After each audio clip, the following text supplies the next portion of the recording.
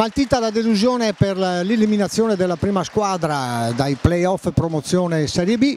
Il Padova Calcio a 5 però ha altri impegni molto interessanti, tutti da seguire. In questo caso ci occupiamo della squadra Under 19 che partecipa al campionato nazionale e questa sera affronta nei 16esimi di finale per lo scudetto il San Biagio Monza. Nelle file del Padova molti giocatori che già conosciamo, intanto vediamo proprio Ciamesse che viene in avanti, la sua conclusione con tiro che termina sul fondo di poco. Entra intanto Cesari, pallone infiltrato e il gol di Scarparo, il gol di Scarparo che porta in vantaggio il Padova.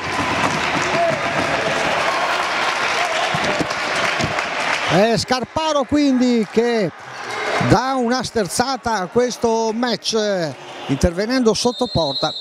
1-0 per il Padova. Parte Mattia Vettore, ancora Mattia Vettore, Parisotto e poi il pallone per c'è il gol e c'è il gol di Scarparo proprio allo squillo della sirena. Vediamo che reclamano i dirigenti e i giocatori del San Biagio Monza chiedendo che venga annullata la rete perché il tiro di Scarparo è arrivato proprio sullo squillo della sirena. Vediamo cosa decideranno gli arbitri. Il gol che viene assegnato 2-0.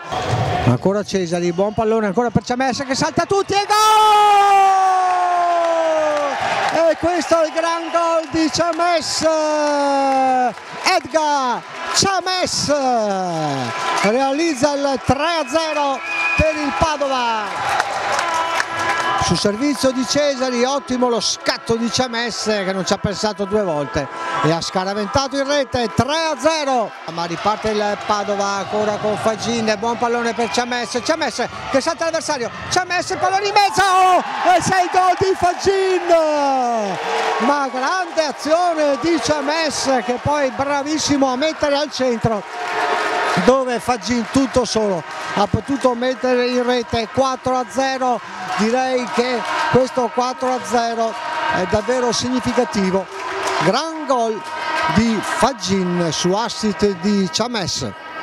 Tanto riparte Rachi, prova Rachi, grande parata di Feverati che anche lui vuole il suo palcoscenico. E poi il pallone in mezzo e c'è il gol. E c'è il gol da parte di Rachi per il San Biagio. Calcio d'angolo fatto ripetere e sulla ripetizione Rachi è stato lesto a farsi trovare libero in mezzo all'area. 4-1, il pallone rimesso in gioco, 3 secondi, 2 secondi, 1 secondo, finisce qui, finisce quindi il 16esimo di finale scudetto.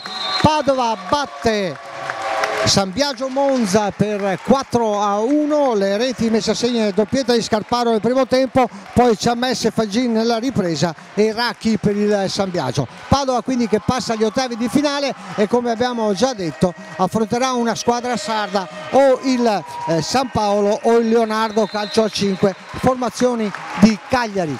Quindi in bocca al lupo anche ai giovani biancoscudati Under 19 e seguiteci sempre su Calcio Padova TV.